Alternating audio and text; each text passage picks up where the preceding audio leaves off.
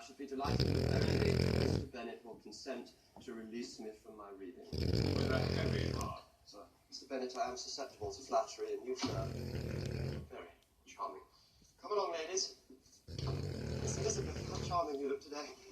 Just look in the shop windows